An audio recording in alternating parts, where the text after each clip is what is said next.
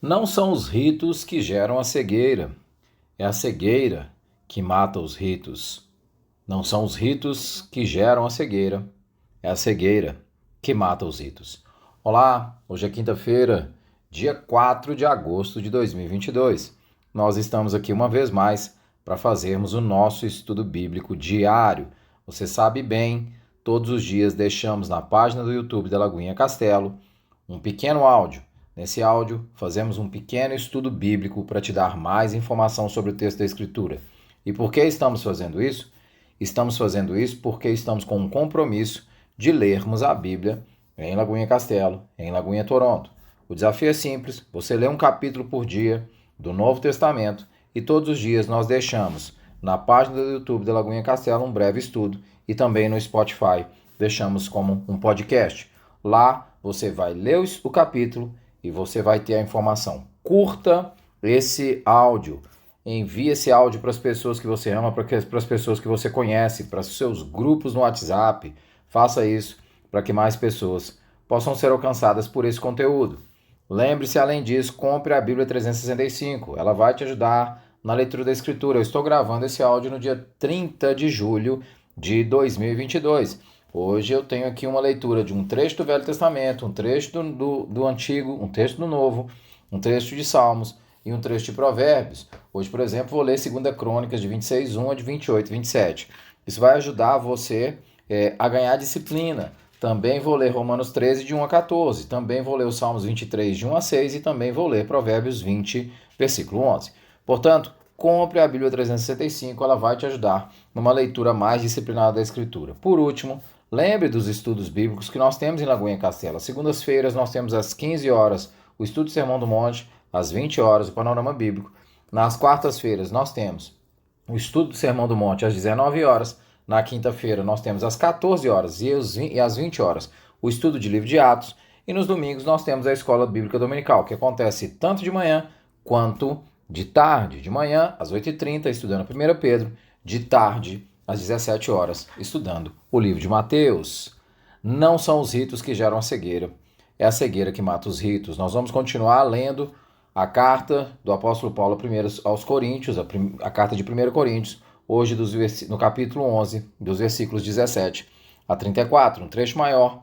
Me acompanhe. Nisso, porém, que vos prescrevo, não vos louvo, porquanto vos ajuntais não para melhor, e sim para pior. Porque, antes de tudo, estou informado haver divisões entre vós, quando vos reunis na igreja. E eu, em parte, creio, porque até mesmo importa que haja partida entre vós, para que também os aprovados se tornem conhecidos em vosso meio.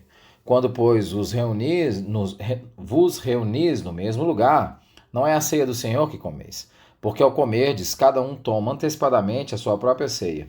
E há quem tenha fome, ao passo que há também quem se embriague. Não tendes, porventura, casas onde comer e beber?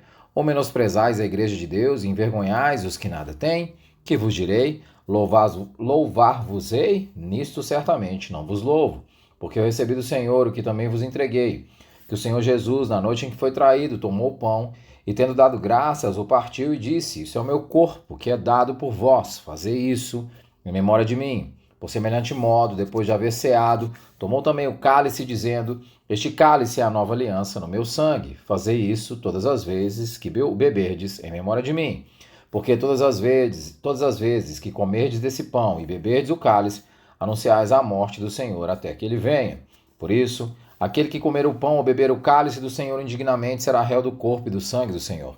Examine-se, pois, o homem a si mesmo, e assim como o pão e beba o cálice. Pois quem come e bebe sem discernir o corpo, come e bebe juízo para si. Eis a razão porque há entre vós muitos fracos e doentes, e não poucos que dormem. Porque se nos julgássemos a nós mesmos, não seríamos julgados. Mas quando julgados, somos disciplinados pelo Senhor para não sermos condenados com o mundo. Assim, pois, irmãos meus, quando vos reunis para comer, esperai uns pelos outros. Se alguém tem fome, come em casa, a fim de não vos reunirdes para juízo. Quanto às demais coisas, eu as ordenarei quando for ter convosco. Esse trecho é, de alguma forma, a comprovação máxima do escândalo, digamos assim, do que a igreja de Corinto está vivenciando. E por que é a comprovação máxima do escândalo? É bom a gente ressaltar aqui que os cultos na igreja primitiva não eram cultos que aconteciam em prédios como acontecem hoje, prédios da igreja, onde a gente vai e faz uma celebração, uma reunião, e nessa reunião nós temos um cálice pequenininho e nós temos um pedacinho de pão, como a gente celebra na igreja para celebrar a ceia. Não é assim. Você tinha as reuniões das igrejas nas casas, e essa reunião das igrejas nas casas tinha refeições, e no meio dessas refeições você vai celebrar a ceia. E você celebrava a ceia.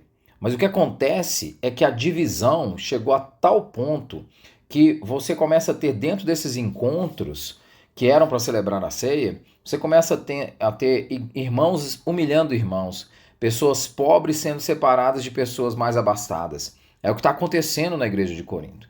Então, nesse trecho específico de 1 Coríntios, Paulo vai mencionar um aspecto do culto coletivo que o está incomodando muito. Então, ele vai dizer no versículo 20 assim: quando vocês se reúnem, não é para comer a ceia do Senhor. Vocês não estão se reunindo para comer a ceia do Senhor. Vocês não estão fazendo um culto coletivo. Quando, pois, os reunis no mesmo lugar, não é a ceia do Senhor que comeis. As divisões da igreja de Corinto chegaram a proporções tão grandes, tão alarmantes. E lembre-se, nós já falamos dessas divisões.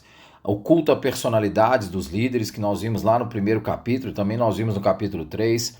Os irmãos levando irmãos à justiça, que nós vimos ao capítulo 5, no capítulo 5. As divergências a respeito da oferta aos ídolos, que mostram uma disputa, não por a preocupação se você está adorando a ídolos ou não, mas uma disputa pela razão. Então, havia uma divisão. E é bom deixar claro que Paulo não é ingênuo e não se coloca contrário a um tipo de desentendimento comum no seio da igreja, no sentido, o que eu estou chamando de desentendimento comum? A divergência entre aquilo que Augusto Nicodemos vai chamar de aspectos secundários da nossa fé. Ele vai dizer, inclusive, no versículo 19, porque até mesmo importa que haja partida entre vós. Vocês precisam pensar diferente mesmo, ok, vocês são diferentes, para que também os aprovados se tornem conhecidos em vosso meio. Ou seja, para aqueles que, quando divergirem em aspectos que sejam secundários, você possa conhecer a pessoa, porque ela está mais preocupada com aquilo que é central e não com as divergências. Mas na igreja de Corinto não é isso que acontece. Na igreja de Corinto você tem uma profunda divisão. E quando essa divisão chega ao culto, Paulo fala, é escandaloso. Olha, isso é um escândalo. Essa coisa do escândalo chegar na própria igreja. E olha o que Paulo vai dizer no versículo 17. É tão escandaloso que Paulo está dizendo que ir à igreja é pior do que ficar em casa. Na verdade, ir ao culto é pior do que ficar em casa. Que não se reunir é melhor. Olha o que ele fala no versículo 17. Entretanto, nisto que lhes vou dizer, não os elogio, pois as reuniões de vocês mais fazem mal do que bem. O culto faz mais mal do que bem. Olha o que Paulo chega a falar. Chegou no nível escandaloso.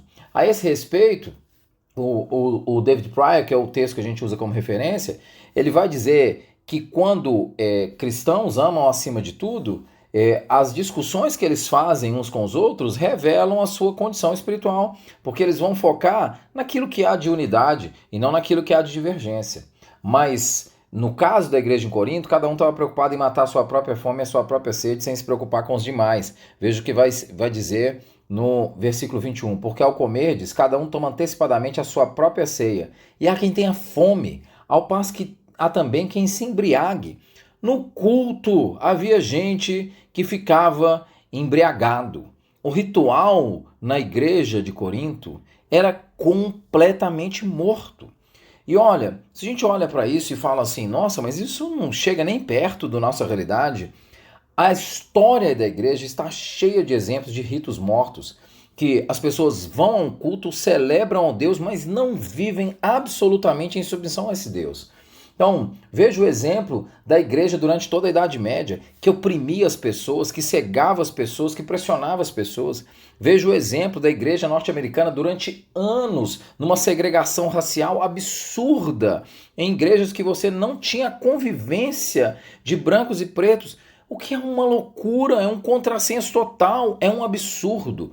É esse tipo de escândalo que acontece em Corinto que vem acontecendo ao longo da história da igreja. Então, o alerta em Corinto é um alerta mega contemporâneo. Paulo mostra qual que é o papel central da ceia. Ele vai fazer isso a partir do versículo 22, ele vai dizer qual é o papel central da ceia.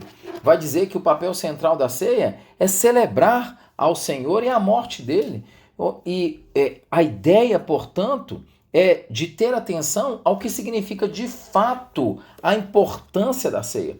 Paulo vai dizer isso com muita propriedade. Olha, a partir do versículo 23, melhor dizendo, ele vai dizer o seguinte: porque eu recebi do Senhor o que também vos entreguei, que o Senhor Jesus, na noite em que foi traído, tomou o pão e, tendo dado graças, o partiu e disse: isso é o meu corpo que é dado por mim, fazei em memória de mim. Por semelhante modo, depois de haver ceado, tomou também o cálice e disse: esse é o cálice da nova aliança, no meu sangue. Fazei isso em memória de mim.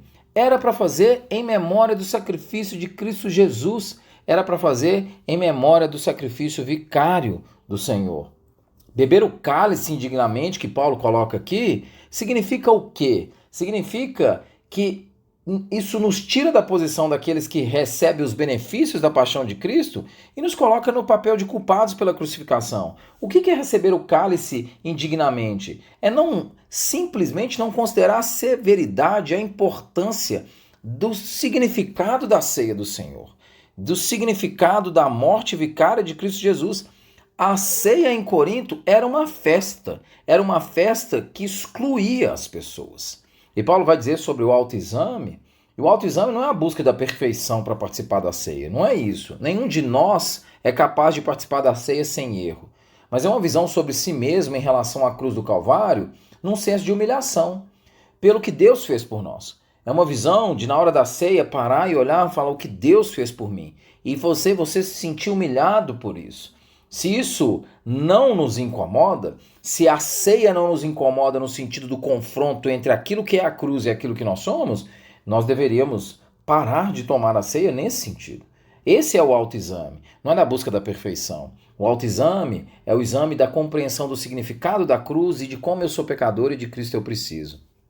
E Paulo vai ser muito específico e vai dizer que havia morte e enfermidade na igreja de Corinto por causa do desrespeito ao culto. E isso não significa que Deus estava castigando, isso é muito mais uma disciplina amorosa. Isso está escrito no versículo 32, não sou eu que estou inventando, está dizendo assim: mas quando julgados, somos disciplinados pelo Senhor, para não sermos condenados com o mundo. Assim, pois, irmãos, quando vos reunis para comer, esperai uns pelos outros. Se alguém tem fome, come em casa. A participação da ceia do Senhor não é festa. Se alguém tem fome, você vai comer em casa. E aí você vai chegar para celebrar o culto e não para participar de uma festa. Você vai chegar para participar de uma celebração ao Senhor. Eu comecei dizendo que não são os ritos que geram a cegueira. Nós podemos, às vezes, olhar para o culto morto de diversos contextos na história da igreja e a gente pode falar assim: olha, é mero ritual, é morto, é cego, mas não é o rito que está gerando a cegueira. É a cegueira que está matando o rito. Não é o rito, não é a existência da ceia que gera cegueira, de forma alguma. A existência da ceia deveria nos ajudar a abrir os nossos olhos. Mas é a cegueira que mata o significado da ceia. Os coríntios estavam fazendo da ceia um espaço de escândalo que refletia toda a divisão. O culto virou escândalo. O culto manifestava toda a divisão. Gente com fome, gente embriagada na plena ceia do Senhor. O rito estava morto porque estavam cegos os irmãos em Corinto. E a história da igreja mostra que muitas vezes nós também estamos cegos. Que Deus tenha misericórdia de nós.